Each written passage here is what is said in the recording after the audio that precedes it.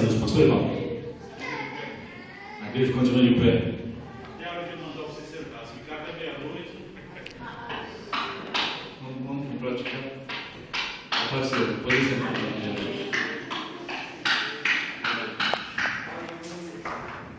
Eu queria, em nome de Jesus, louvar a Deus por esta oportunidade de estarmos aqui nesta noite, de poder voltar a este altar, de poder voltar a este templo, a este lugar da qual foi consagrado, da qual foi preparado para o louvor, para a honra, para a adoração do nome que é sobre todo o nome, do nome que está sobre todas as coisas, Aleluia. do nome pelo qual por ele foi criada todas as coisas, Amém, e que dele e por ele e para ele são todas as coisas, e que por ele estamos aqui nesta noite. Quantos podem dizer amém? Amém. É pela graça dele, pela misericórdia dele, pelo amor dele, pelo carinho dele, pela graça infinita, que mesmo nos colocando diante dele, mesmo na incapacidade de querer alguma coisa dele, mesmo na incapacidade de merecer alguma coisa dele, mesmo na incapacidade de poder querer alguma coisa dele, pela graça de Deus e pelo sangue do Cordeiro que foi derramado na cruz do Calvário, temos ousadia para estarmos aqui nesta noite, em nome do Senhor Jesus, ousadia para entrar diante do altar do Senhor e falar com Deus frente a frente, sem intermediários. Porque quando ele estava na cruz do Calvário, nos seus últimos momentos, quando ele grita e exclama para céu, terra e o abismo todo ouvir: Pai, está consumado, em tuas mãos eu entrego o meu espírito. A Bíblia Sagrada nos revela, a Bíblia Sagrada nos afirma que o véu do templo, lá no Santo dos Santos, o véu que simbolizava a lei da antiga lei, o véu que simbolizava o antigo pacto, o véu que simbolizava a lei de Moisés e que servia apenas para nos apontar os pecados e que servia apenas para que anualmente colocássemos as mãos sobre um bode expiatório, sobre uma pomba, sobre uma ovelha, para que ali, uma vez sacrificada, fizesse menção do meu pecado diante de Deus, e todas as vezes que eu pecasse era necessário que o sacrifício fosse aspergido no altar. Mas a palavra de Deus diz que de uma vez por todas, de uma única vez por todas, o Cordeiro de Deus que tira o pecado do mundo foi imolado na cruz do Calvário, foi sacrificado pela minha e pela tua vida, e uma vez ele morto e consumado, o véu do templo se rasgou de alto a baixo, e antes nós não podíamos falar com Deus, porque era preciso um sacerdote, era preciso um profeta, era preciso um rei, era preciso um representante. Mas agora, aqui, nesta noite, neste lugar, a graça de Deus nos abriu o acesso eterno diretamente com Deus. E Deus está de pé para ouvir a tua oração. Deus está de pé para ouvir a oração que se fizer neste lugar. A Bíblia Sagrada diz que se o meu povo, que se chama pelo meu nome, se humilhar, se o meu povo que se chama pelo meu nome orar, se o meu povo que se chama pelo meu nome se arrepender dos seus maus caminhos e clamar a mim, e neste clamor a palavra de Deus diz que pelo sangue do Cordeiro, pela graça de Deus, ele se colocará de pé para ouvir a oração que for feita neste lugar. Então nesta noite se alegra, povo de Deus, porque Deus está neste lugar e temos acesso direto à sua presença. Louvado seja o nome de Jesus. Eu queria, antes de mais nada, aproveitar essa oportunidade para deixar aqui os meus votos de um feliz ano novo, certo? Para aqueles que nós não vamos mais ainda nos ver este ano, exceto aqueles que nos encontrarmos ali na sede, nas confraternizações. Fica aqui o meu voto e o voto de minha família de um bom ano que logo vem, e que o Senhor possa continuar abençoando a igreja aqui com crescimento, com graça de Deus, com poder de Deus, com cura de Deus, com a graça de Deus sobre a vida de cada um dos irmãos, do pastor desse ministério. Quantos dizem amém? Amém. Então, seja feita segundo a vossa fé, no nome do Senhor Jesus. Eu queria convidar vocês a abrir a Bíblia Sagrada no livro que escreveu Hebreus, no Novo Testamento, capítulo número 11. Hebreus, capítulo de número 11, a partir do versículo de número 23. Eu vou ler aqui para os irmãos, para a nossa meditação nesta noite. Aos Hebreus, capítulo de número 11, versículo de número 23, diz assim: pela fé, Moisés, já nascido, foi escondido 3 vezes por seus pais, porque viram que era um menino formoso, e não temeram o mandato do rei. Pela fé, Moisés, sendo já grande, recusou ser chamado filho da filha de Faraó, escolhendo antes ser maltratado com o povo de Deus, do que por um pouco de tempo ter o gozo do pecado, tendo por maiores riquezas o vitupério de Cristo, do que os tesouros do Egito, porque tinha em vista a recompensa. Pela fé deixou o Egito, não temendo a ira do rei, porque ficou firme, como vendo o invisível. Pela fé celebrou a Páscoa e a aspersão do sangue, para que o destruidor dos primogênitos lhes não tocasse. Pela fé passaram o mar vermelho como por terra seca, o que intentaram os egípcios, e neles se afogaram. Quantos podem dizer amém? Amém. Glória a Deus. Meus amados irmãos, igreja do Senhor Jesus Cristo, nós queremos nesta noite falar, em poucas palavras, de maturidade cristã.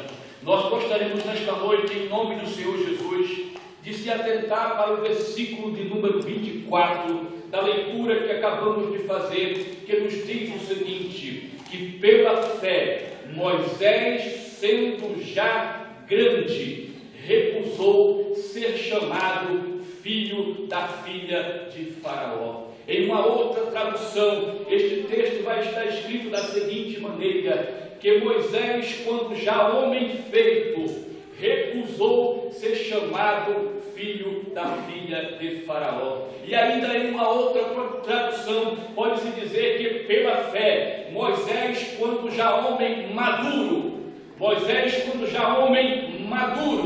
recusou ser chamado filho da filha de Faraó. E nós queremos nesta noite, em nome de Jesus, falar um pouco de maturidade, falar um pouco do crente maduro e do crente imaturo, falar um pouco do crente que já está homem feito e do crente que ainda é menino, que ainda é criança. E 3 características básicas nós queremos apontar nesta noite, juntamente com a igreja, que nos ajudam a identificar quando o crente é espiritualmente maduro ou quando o crente ainda é um menino. Quando o crente já está apto para comer aquilo que o apóstolo Paulo falou, né? Uma comida forte, uma comida preparada, ou ainda é menino e necessita tomar leite. Por que, irmão Evaldo, vamos falar disto nesta noite? Porque se você é maduro ou se você é menino, isso influenciará na sua vida, na sua caminhada para com Deus. Temos muitos crentes que tem muito tempo dentro da igreja, tem muito tempo de carreira, muito tempo de crente, muito tempo de denominação, mas apesar de terem 10, apesar de terem 15, apesar de terem 20 anos, são crentes que não amadurecem, são crentes que não chegam ao patamar de homem feito, de mulher feita espiritualmente em Deus, e continuam patinando na sua vida espiritual e na sua vida denominacional, caminhando durante a caminhada como uma criança. E o apóstolo Paulo nos adverte que nós não podemos continuar continuar na caminhada, sendo crianças, ou sendo como meninos, porque o menino ele é levado por todo o vento de doutrina, o menino ele é facilmente enganado, o menino ele é facilmente conduzido por todo o vento de doutrina, por todas as coisas que circuncidam a nossa caminhada. E uma das características mais fortes do crente quando ele é menino, quando ainda não está espiritualmente maduro, é que a criança, o menino, ele tem o má costume, pastor, de colocar tudo que vê na boca. Não é? As mães que aqui estão nesta noite, que já criaram seus filhos, vão lembrar que quando seu filho ainda era uma criança tenra, ainda quando era um bebê, e que você soltava ele, às vezes engateando, ou mesmo dando seus primeiros passos ainda ali se equilibrando, qualquer coisa que ele encontrasse no chão, ou a primeira coisa que ele encontrasse à sua vista, ele pegava, e ele levava para onde e colocava na sua boca. O problema do menino espiritual, o problema do crente imaturo é que tudo que ele pega, que ele acha no caminho, ele coloca na boca. E isso as mães ficavam com muito cuidado e com muito zelo, porque se ele achasse uma aranha, ele colocava na boca. Se ele achasse um pedaço de lixo, ele ia colocar na boca. Se ele achasse qualquer coisa que fosse danosa, ele ia colocar na boca. Por quê? Porque ele é menino, porque ele é criança, porque ele não sabe discernir entre o que é bom e o que é ruim, porque ele não sabe discernir entre aquilo que é bom ou que é ruim, aquilo que serve e aquilo que não serve. E a palavra de Deus, ela vai nos mostrar nestes versículos pelo menos 3 características que eu queria ver com vocês nesta noite, que identificam quando o crente está espiritualmente maduro. A primeira característica que identifica o crente espiritualmente maduro é que esse crente, quando ele é maduro, ele estima em pouco as coisas desta vida. Segunda característica, o crente quando está maduro, é que o crente maduro, ele é insensível diante da censura, diante da crítica ou mesmo diante do louvor. E a terceira característica que identificamos nesta leitura, que denota, que mostra o crente que está maduro, é que o crente maduro ele tem a capacidade de reconhecer que Deus está operando. Aleluia! Glória a Deus! Aleluia! O crente que é maduro em Cristo, ele reconhece, ele tem a capacidade de perceber que Deus está operando. Aleluia! Glória a Deus! E a gente escuta muitas vezes o murmúrio dentro da igreja. E a gente escuta muitas vezes as pessoas murmurando dentro da igreja: Deus não está comigo, Deus me abandonou, olha o que está acontecendo comigo, Deus não está comigo, ou Deus não está ouvindo a minha oração. Mas eu quero dizer para você nesta noite, se a palavra de Deus que é verdadeira, se a palavra de Deus que é alimento, se a palavra de Deus que é pão, que é água, que nos fortalece, que nos põe de pé, nós vamos perceber nesta noite, pelo Espírito Santo, que Deus está operando na sua vida, meu irmão. Não importa a circunstância, não importa a situação, aquele que está maduro em Cristo, ele tem a capacidade, pelo Espírito de Deus, de reconhecer que Deus está operando em qualquer situação. Aleluia! Glória a Deus! Mas vamos ver uma de cada vez esta noite, rapidamente. Primeira característica: o crente maduro estima em pouco as coisas desta terra. O crente que é maduro, ele não exagera no valor que dá às coisas desta terra. Em Hebreus capítulo 11, versículo 24 ao 26, como lemos aqui nesta noite, a Bíblia fala que Moisés pela fé, quando já era grande, ou seja, Moisés quando se tornou maduro, Moisés quando se tornou homem feito, ele teve a capacidade de recusar ser chamado filho da filha de Faraó. Medite naquilo que Moisés dispensou. Vamos meditar nesta noite naquilo que Moisés recusou. Moisés foi achado dentro de um cesto de junco, boiando no rio Nilo, no tempo em que Faraó mandou que todos os meninos fossem extinguidos e mortos da terra do Egito, porquanto quanto o povo de Israel se multiplicava e estava se tornando uma ameaça econômica, uma ameaça populacional e uma ameaça militar para o povo do Egito e especialmente para Faraó. A solução política que Faraó ali toma é de mandar assassinar, de mandar matar todo homem macho que nascesse ali e mais deixasse as meninas, mais deixasse as mulheres, mais deixasse o bebê do sexo feminino. Moisés é poupado ali porque Deus, na sua providência, sempre vai ter um escape para mim e para a tua vida. Aleluia. Porque Deus, na sua providência, não importa a situação, ainda que o decreto de Faraó, ainda que o decreto do rei tenha sido dado para destruir a tua vida, creia nesta noite, no nome de Jesus, que Deus tem um escape para a tua vida. Aleluia. Glória a Deus Deus. tem escape para a nossa vida.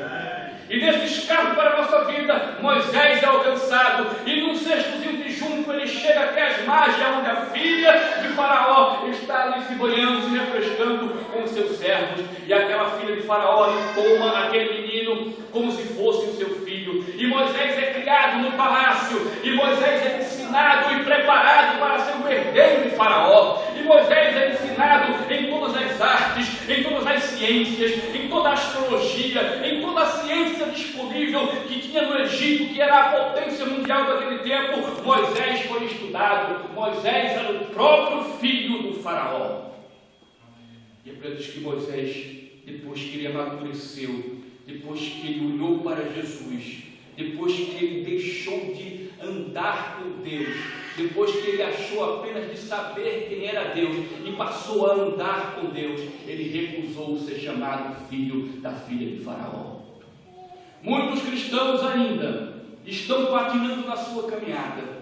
Muitos cristãos estão ainda como meninos na sua caminhada, porque eles ainda não tiveram a experiência que Jó teve. A palavra de Deus nos registra que Jó, diante de todo o seu sofrimento, diante de todas as suas coisas, lá no capítulo 42, nós vamos ver essa situação de Jó chegar ao âmago, quando Jó diante de Deus chega e declara: Deus, antes eu te conhecia somente de ouvir falar. O crente menino, ele só conhece Deus de ouvir falar. O crente que ainda não amadureceu, ele só conhece um Deus de ouvir falar. Mas Jó falou: antes eu te conhecia somente de ouvir falar, mas agora eu te conheço de contigo andar. Aleluia. Agora os meus olhos podem te ver. Glória ao nome de Jesus. Aleluia. Glória a Deus. E a vida de Jó muda quando ele deixa de saber quem é Deus para ter uma experiência de andar com Deus. A vida de Jó muda quando ele tem um Deus teórico, quando ele vive um evangelho de teoria, quando ele vive um evangelho apenas de fachada, apenas de denominação, e passa a ter uma experiência. E ainda que essa experiência nos leve a coçar as nossas feridas e as nossas chagas com os cacos de telha que sobrou da nossa vida arrasada, ainda assim Deus vai te fazer conhecedor dele, e você vai deixar de saber quem é Deus para andar com Deus dia a dia na sua caminhada. Glória a Deus. E quando você deixa de apenas saber quem é Deus, apenas de ouvir falar de Deus, e passa a andar com Deus, Deus multiplica 4 vezes mais tudo aquilo que você perdeu. Aleluia. A Bíblia diz que o estado de Jó era 4 vezes melhor, 4 vezes maior, 4 vezes mais belo, 4 vezes mais rico, 4 vezes mais filhos e mais belos. Foi o segundo estado de Jó, depois de que ele passou a andar. Glória a Deus. Aleluia. Glória a Deus. Moisés recusa ser chamado filho da filha de Faraó. Ele recusa todas essas coisas, porque Moisés viu a diferença entre o povo de Deus e o povo do mundo. Moisés viu a diferença entre o povo de Deus e o povo do mundo, porque o Egito tipifica o mundo. Oh, meus amados irmãos, no capítulo 27 de Gênesis, a Bíblia fala que Isaac se encontrou com toda a sua tribo, com toda a sua família diante de uma calamidade muito grande, de uma seca muito grande. Isaac intentava no seu coração voltar para o Egito, pastor. Isaac intentava no seu coração, no capítulo 27 de Gênesis, regressar para o Egito. Mas Deus ergue a sua voz para Isaac e fala para ele: Isaac, fica neste lugar, obedece a minha palavra, que eu te farei prosperar neste lugar. Oh, meus amados irmãos, mesmo que diante de toda situação, de toda luta, de toda dor, diante de todo o convite que Satanás possa nos apresentar para voltarmos para o Egito, antes que ele venha levantar o seu dedo e dizer: olha aí, tu agora é crente, tu agora serve a Deus, tu agora faz isso, faz aquilo, olha a tua vida como está. Ele vai dizer para você: permaneça na casa de Deus, permaneça na presença de Deus, permaneça neste lugar, ainda que tenha seca, ainda que tenha fome, ainda que o sol escaldante caia sobre a tua cabeça, neste lugar Deus vai te abençoar se você o obedecer. Glória a Deus. Mesmo assim, Moisés considerou o opróbrio de Cristo por maiores riquezas do que o tesouro do Egito. A Bíblia diz que não é possível nós colocarmos as coisas terrestres desta vida acima das coisas espirituais e ainda termos vitória na nossa vida. Não é possível você estimar em maior valor as coisas desta vida e ter vitória na sua vida espiritual. Deus quer que os seus filhos prosperem? Quer. Deus quer que os seus filhos prosperem. Em Isaías capítulo de número 1, versículo número 19, está escrito: se quiserdes e me ouvirdes, comereis o melhor desta terra.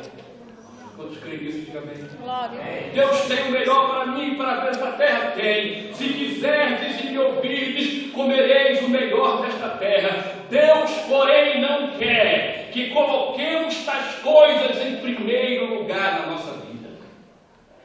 Deus, porém, não se agrada, não quer que coloquemos as coisas desta vida em primazia, em primeiro lugar, em detrimento das coisas dele, em detrimento do amor dele. Em Mateus capítulo 6, versículo 33 está escrito que se buscarmos em primeiro lugar o reino de Deus, todas essas coisas vos serão acrescentadas.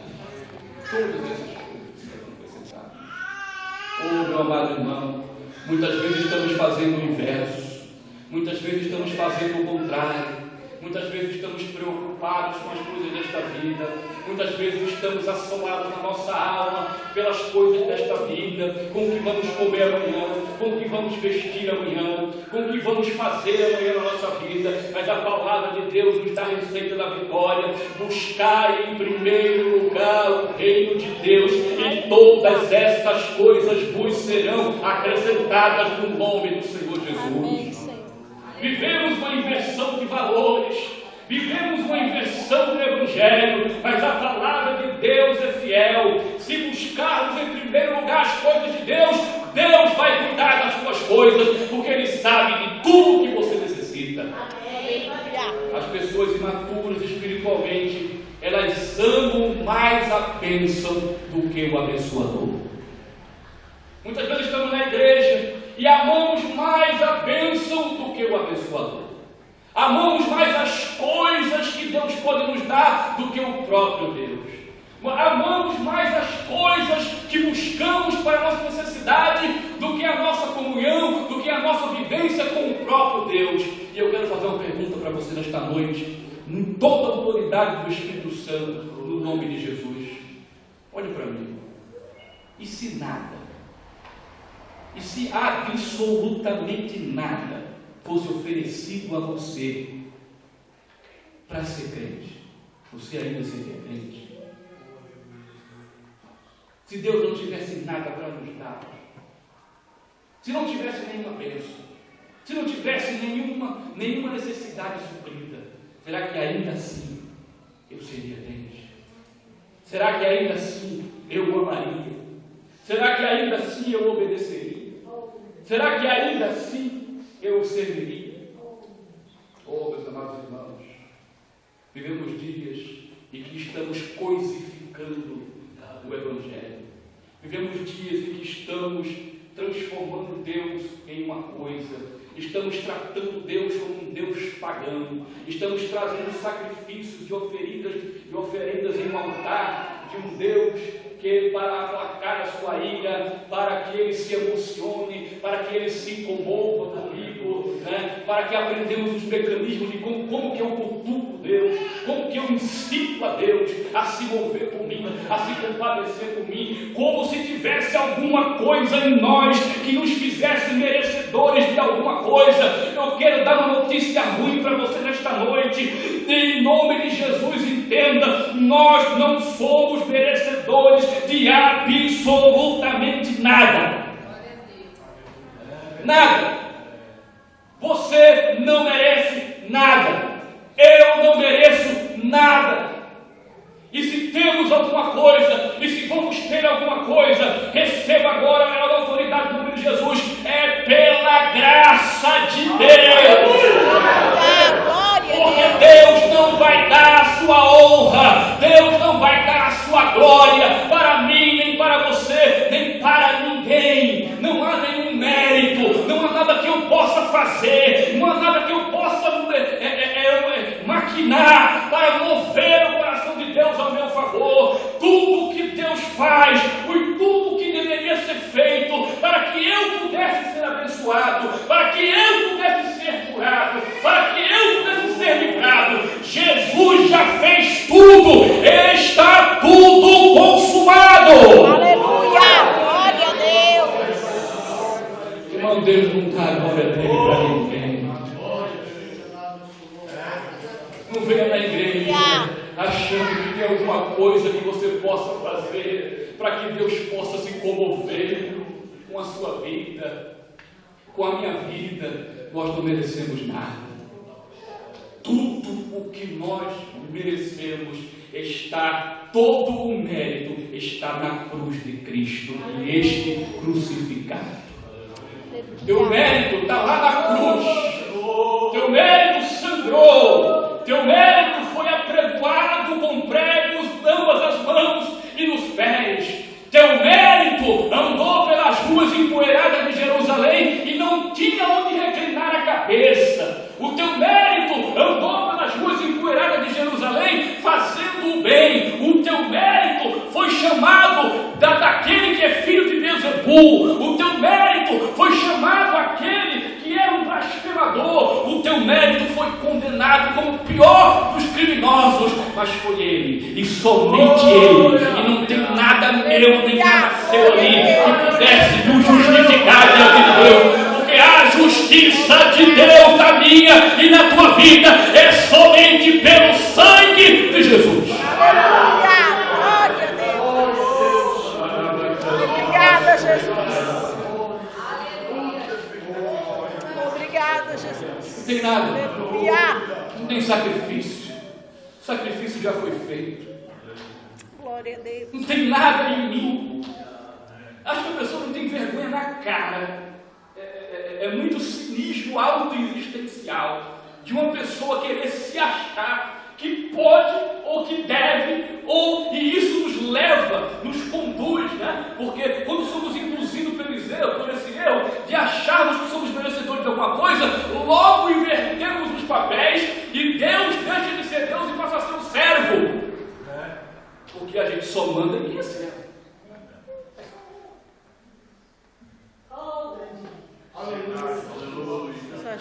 Segundo, meus amados irmãos, o crente maduro é insensível diante da censura ou do louvor. O que é isso, irmão? 1 Coríntios capítulo número 4, 1 Coríntios capítulo número 4, versículo de número 3. Eu vou ler rapidamente para os irmãos. 1 Coríntios capítulo 4, versículo número 3 diz assim: todavia, a mim muito pouco se me dá de ser julgado por vós ou por algum juiz humano. Nem eu tampouco a mim mesmo me julgo, porque em nada me sinto culpado, mas nem por isso me considero justificado, pois quem me julga é o Senhor. O crente que é maduro, meus amados irmãos, o crente que amadureceu, que está amadurecendo na caminhada cristã, ele é insensível diante da censura e diante do louvor. preocupado em ser aceitável diante de Deus. Paulo não estava preocupado em ser aceitável diante do pastor. Paulo não estava preocupado em ser aceitável diante do próximo, diante daqueles que estavam ao seu redor. Paulo estava preocupado em ser aceitável a Deus. Paulo não era influenciado nem afetado por aquilo que os outros falavam dele. É verdade. Não, mas se você é daquele crente que está assim, mas a irmã Mariquinha falou de mim. O irmão Joãozinho disse que a minha gravata é uma gravata de quinta, que eu comprei lá no Chile, foi um chinês que fez. E se falar da minha, é verdade. E a gente fica dividido, e a gente fica murcho, e a gente quer pegar nossa cabeça, abrir um buraco e colocar debaixo da terra que nem um avestruz. A irmã olhou para mim com a cara feia. E tem gente que já está numa psicose tão nervosa, tão exacerbada, pastor, que quando ela entra pela porta da igreja, que bota o pé, se alguém já olha para ela, já fala, já estão olhando com cara feia para mim. Já estão olhando com cara feia. Paulo não era influenciado, nem afetado por aquilo que os outros pensavam dele. Os crentes que são imaturos, os crentes que são meninos, eles só têm consciência de si mesmo. Eles só conseguem se enxergar a si mesmo. É por isso que eles se abatem, é por isso que ficam inquietos, é por isso que ficam cheios de autocompaixão quando são criticados. Quando vem a crítica, quando vem a calúnia, né? E quando são elogiados, não é o contrário. Quando alguém elogia ele, o que acontece? E quando eles são elogiados e apreciados, se enchem de soberba e se exaltam a si mesmos. Isso é falta de maturidade. Os crentes maduros têm consciência de Deus e estão conscientes daquilo que a palavra de Deus diz a respeito dele e para ele. Amém? Aleluia. Eu não gosto muito de fazer essas coisas, tá falando, fala aquilo, fala aquilo. Acaba terminando, mas olha, tem uma coisa que vale a pena dizer nesta noite. Você pode repetir comigo? Diz assim, ó, eu sou aquilo que a palavra de Deus diz que eu sou. Agora diga, eu tenho aquilo que a palavra de Deus diz que eu tenho. E eu terei. Aquilo que a palavra de Deus diz que eu terei. Aquilo que a palavra de Deus diz que eu terei. Então, meus amados irmãos, no fim de tudo, aprenda uma coisa. O crente que é maduro, ele age assim. Nem as críticas me abatem, nem os elogios me exaltam. Amém? Glória a Deus, aleluia. Nem as críticas me abatem, nem os elogios vão me exaltar. Nem as calúnias, nem a cara feia, nem toda crítica que faça comigo irá me abater, mas também nenhum elogio, nenhum aprecio, ou nada que falem de bom contra mim, irá me exaltar, irá me fazer soberbo, porque estamos debaixo da céu do Senhor Jesus Cristo. Terceira capacidade para terminar nesta noite aqui, pastor, que identifica o crente que é maduro, é a capacidade de reconhecer que Deus está operando. Aleluia. E nessa capacidade de reconhecer que Deus está operando, nós vamos no exemplo de José.